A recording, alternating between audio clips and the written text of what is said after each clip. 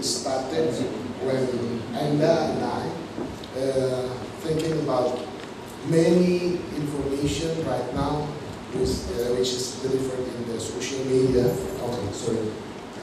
In social media is only bring conflicts. Okay, so we are concerned. We are concerned about what's happening right now. So and I are talking about we need to make this kind of movement. We need to ask people, or maybe just starting from ourselves, and generously, from the IDs, Indosat is generously supporting our movement. So at the first, this movement is we are trying to block the hoax, the news. But then, who are we who can block that news? So we need to ask many people as possible. We need to ask the corporation. We need to ask the government. We need to even ask for individuals to join this movement. Now, Digital Sosmed, we are communicating through our websites. We are communicating through our Instagram accounts, Twitter, and Facebook page. So I believe this is a very good moment.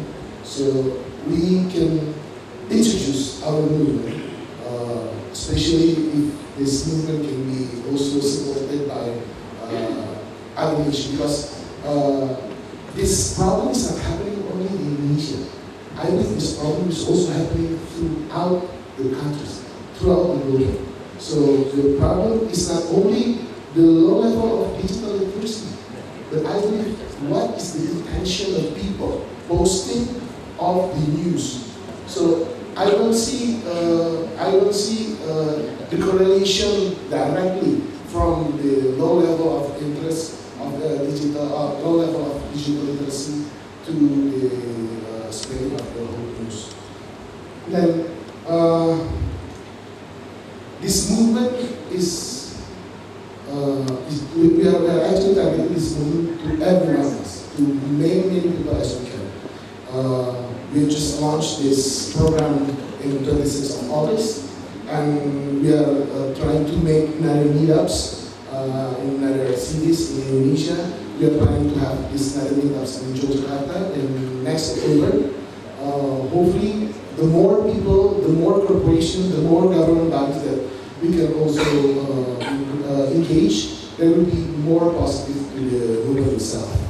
I believe there's Professor Anthony from the Ministry of Education and Culture, Mr. Khan from the UNESCO, also His Excellency, the Ambassador of Canada, and Pak Dave as our representative member. We need to bring this movement into another level. So I think that will be our background to this. Yes, that's great. But what is the concrete action from the hashtag Digital Sosmed movement? Yeah. Okay, guys, ladies and gentlemen, for your information, hashtag Digital Sosmed means that using social media wisely. Okay. Yeah. So what is the concrete movement that we've done? Yeah. So the communication platform we are now dividing into two movements. Now we are simply call it as the online movement, and we are also call it the offline movement. The online movement, we are communicating this movement throughout the digital platform, such as website. Please do visit our website at digitalsosmed.id, and you can pledge your voice there. You can pledge your voice there and go together with us to educate people about how to use social media wisely, safely, and healthy. And then another one from the online platform, we're also communicating, try a bit to educate the people in a way from our social media. We have the Instagram account. Please do follow our Instagram account. It's @sosmed_, and then we have the Facebook page. It's @sosmed.id, and then we have the Twitter account of @sosmed_ as well. So this is from the online platform that we are doing. And then we do the offline activity. We are doing the community outreach. We are engaging with communities. We are engaging with the government. We are just recently working with the department Cominfo. The DLGM Samuel is coming to our launch yesterday, and Cominfo is likely to support this movement. And with your blessing, I will ask the Ministry of Education and Culture also to join this movement. I will come to your office to introduce this movement. And we need to take this movement very literally. And the offline event, besides that, we do educate the people, especially the youth, the golden age, the golden generation that you spoke before. So this one that we are going to do in most of the cities in Indonesia. We are trying to, we are now picking the cities with your help, of course, with your input, of course, we are doing. Which of the cities are the best, are the most suitable one for us to do the communication. Because one city to another one has many different approach. But this problem is happening throughout the country. So I believe we need to do it more like this. So there is two.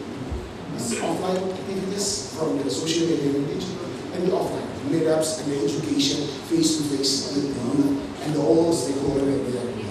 Okay, so from your experience or maybe your opinion, are the people who actively disseminated negative content in social media are people who are low rated interest? That's what I said before. When we are talking the low level of literacy, it's not necessarily correlate with the intention. It's that all the people who spread this negative news is uneducated people. Even we know that these people are educated and they are using their power, their knowledge, their ability to spread this bad news. So I believe it's not necessarily the low literacy, but it's also what the intention of these people. That's why this Gerakan Sosmed is coming. This Gerakan Sosmed is coming to you to say, hey guys, it's not about the literacy, it's not the literacy only. Because we are talking about what the intention. Because what we are going to build is the best for our country in the next future. That will be. So social media can be used for anything. Definitely. Yes. It should be. I only wanted to see the social media from the positive sides. Okay. Well, my next question will be to your advanced countries in digital diplomacy. So this is using digital again, but for diplomacy. Asia is becoming a very active area in terms of acting online with Canadian accounts. So what is your analysis if related to the level of literacy? Yes, well, the Canadian government, working with the private sector, has a very modern, affordable infrastructure to improve the use of the digital economy and for government to interact better with its citizens. So it's the right in Canada to have access to the broadband network as a consumer, as a citizen, as a worker, as an entrepreneur, an exporter, an export. And so therefore, we've taken the lead. We have been up there with Singapore in terms of government online, providing access to all of our government services. For example, you can look online today to see what is the visa processing time at the government, the Embassy of Canada in Jakarta for one visa. Same for a Canadian who wants to know how long it will take to get a passport processed.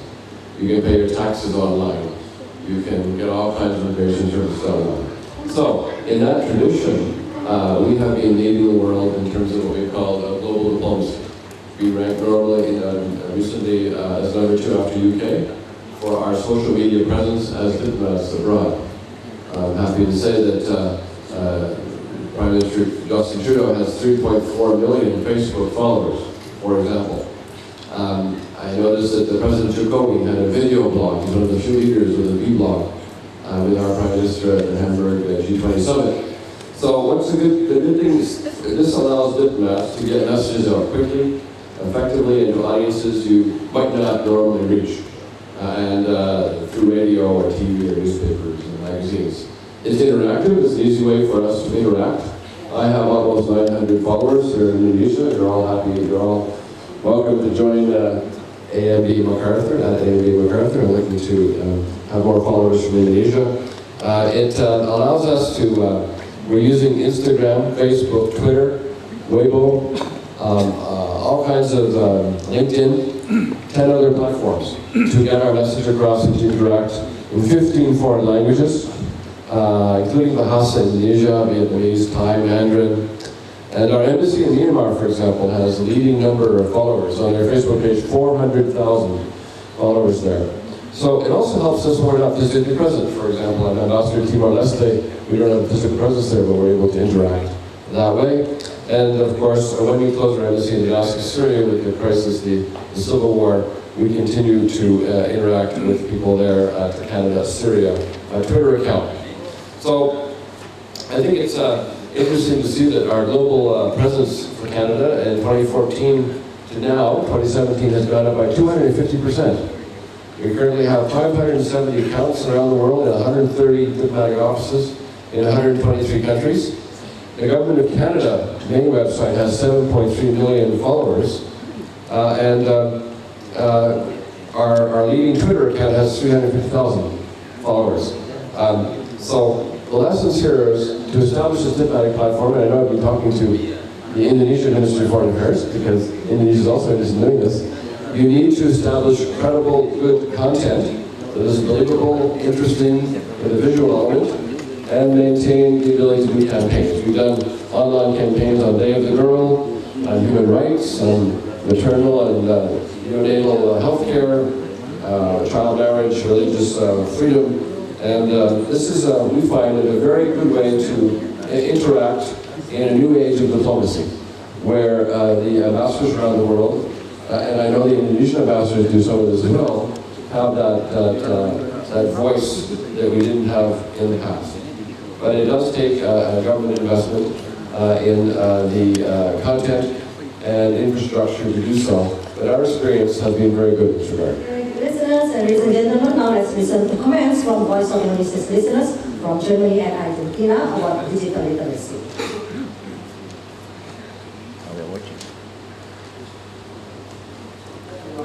Every September 8 since 1946. This year, International Literacy Day is being celebrated across the world under the theme of literacy in a digital world. Digital technologies are fundamentally changing the way people live, work, learn, and socialize everywhere at a record speed. However, those who lack access to digital technologies and knowledge can end up marginalized in increasingly digital-driven societies. So, literacy is one such essential skill which can reduce these inequalities. Congratulations to Radio Republic Indonesia and the Voice of Indonesia for choosing so important theme for the next diplomatic forum. Yours from Argentina, David Perez. Hello, my name is Dietmar Wolf from Germany. I'm a music teacher and I'm the winner of the wonderful Indonesia Quiz 2017. I'd like to tell you something about digital literacy. I think it's important that maybe WhatsApp or Twitter, but they should know that the social media forget nothing. Moreover, digital literacy connects people from all over the world, making it possible to find, stay, and contact with friends from all over the world. For example, me,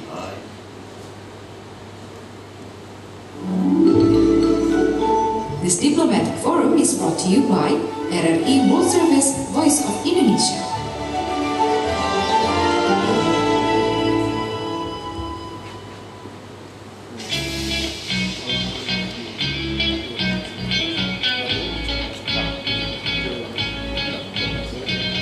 Youth Forum, it's time for you to speak their mind.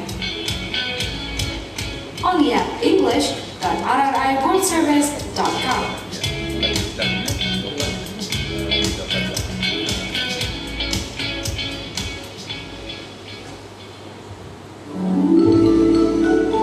This diplomatic forum is brought to you by RRI World Service Voice of Indonesia.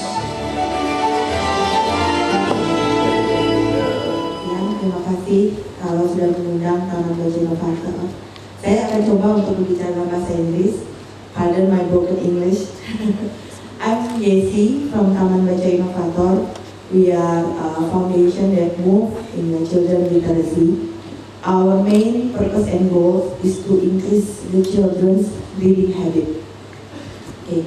Why we start a reading habit? Because we see that it's very important for the children in the golden age, 4 to 12, 4 to 14, to understand the books, and most important, how to love a book.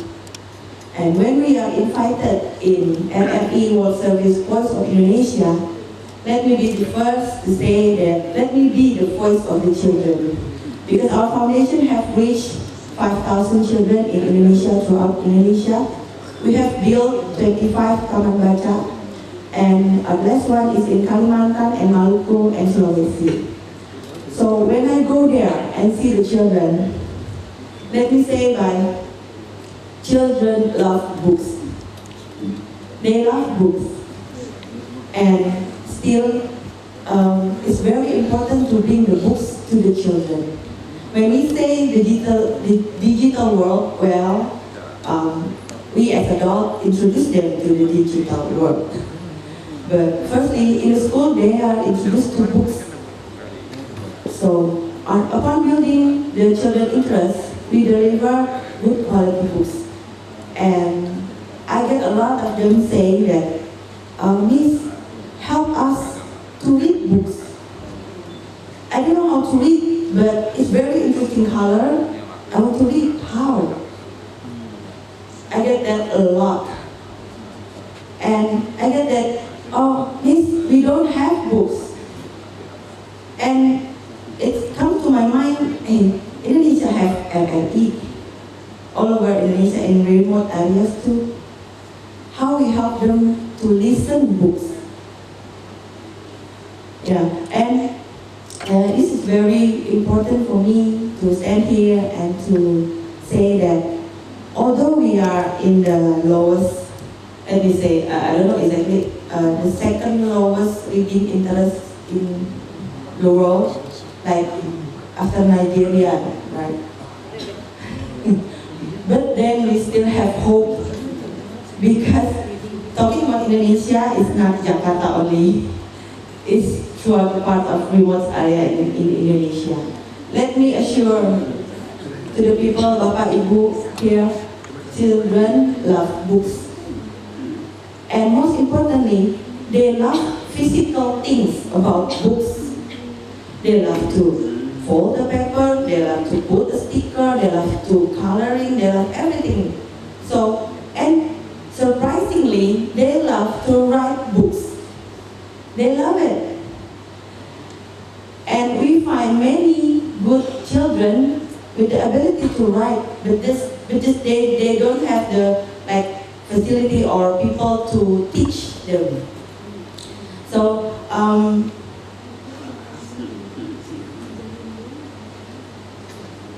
so there are, I want to ask to RRI, are there any RRI literacy program maybe for the children in remote areas, so they can at least listen books?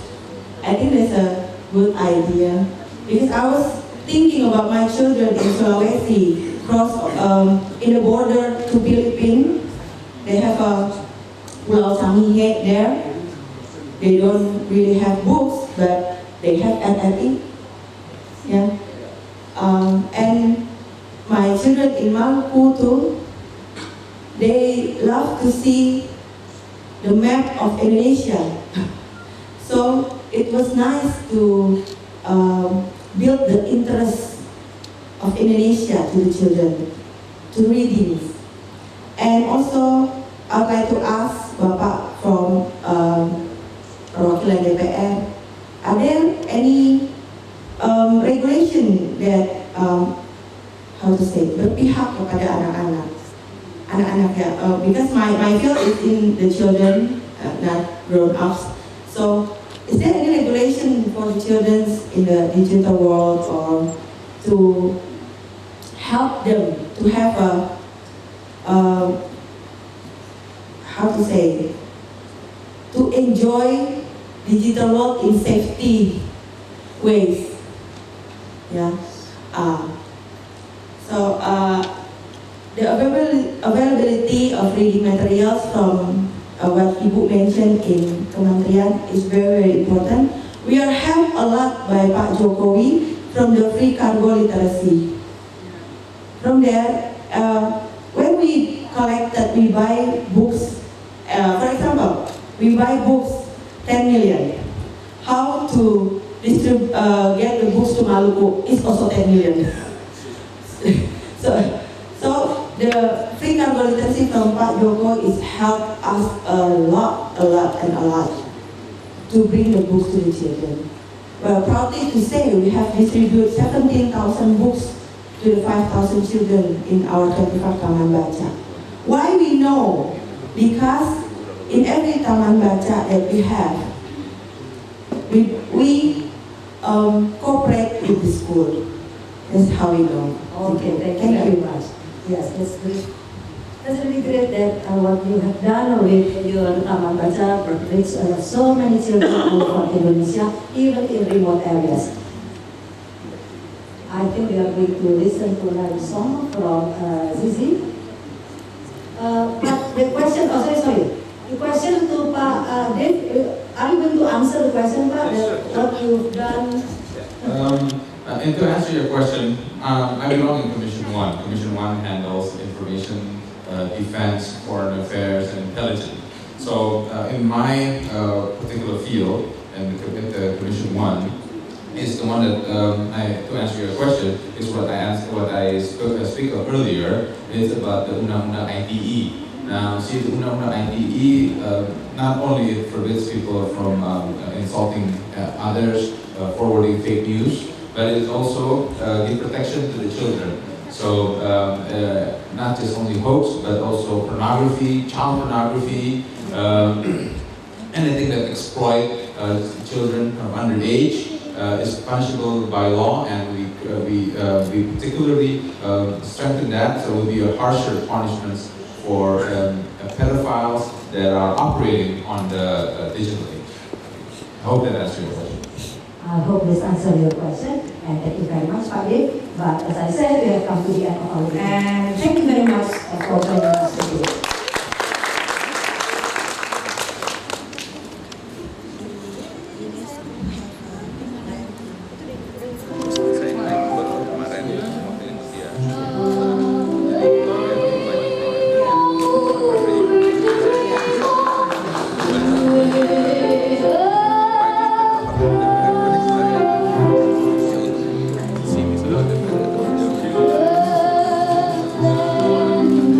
Heard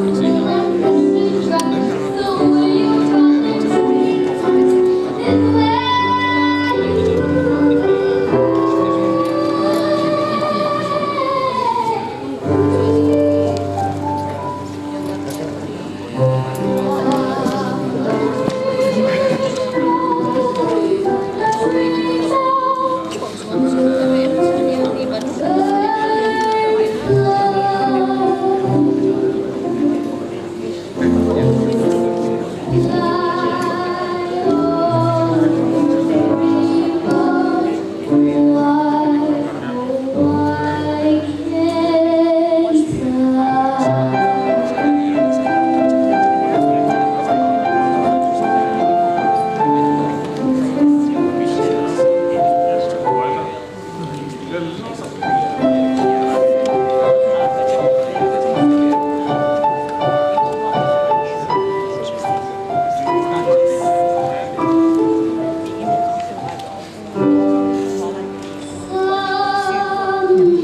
I wish upon a star and wake up with the clouds so far behind.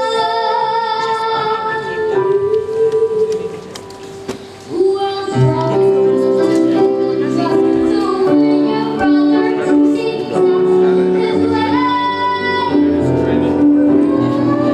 his life.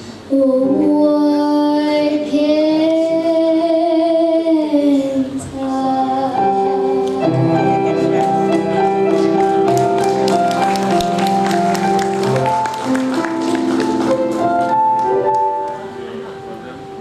if happy little bluebirds fly beyond the rainbow? End of our diplomatic forum for today, and now I would like to invite Bapak Hasto Kunchoro, member of RRI Supervisory Board, to deliver some souvenirs for our speakers.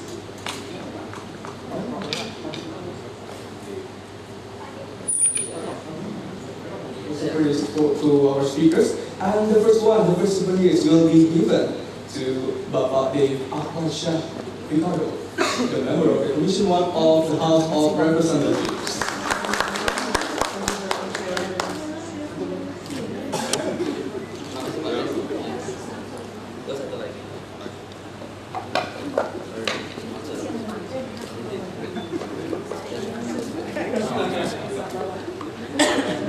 Alright, the second souvenir will be Mr.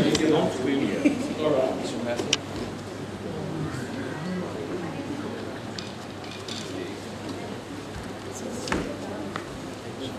Ibu.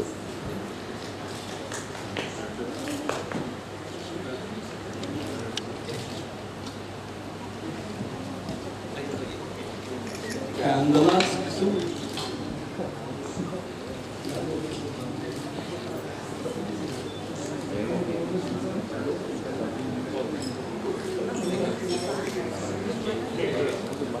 Okay, thank you very much for Bapak Hasto Kunchoro for this race.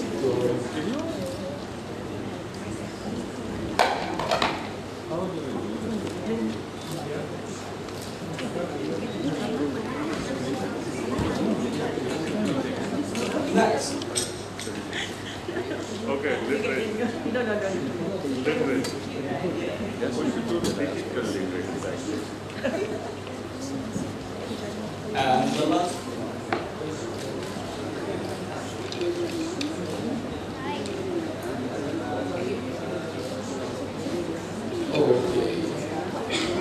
Okay, ladies and gentlemen, the two visitors guests to come up to the stage because we will take some group photos.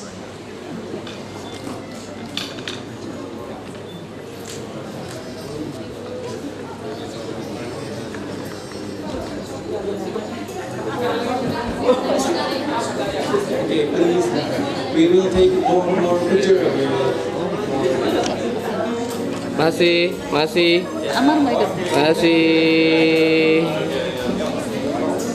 Okay, ladies and gentlemen, that ends our diplomatic forum for today. Thank you very much for everyone. Please do not leave this place first because we still have so many things to enjoy. So I would like to invite you to enjoy the meal that have been prepared.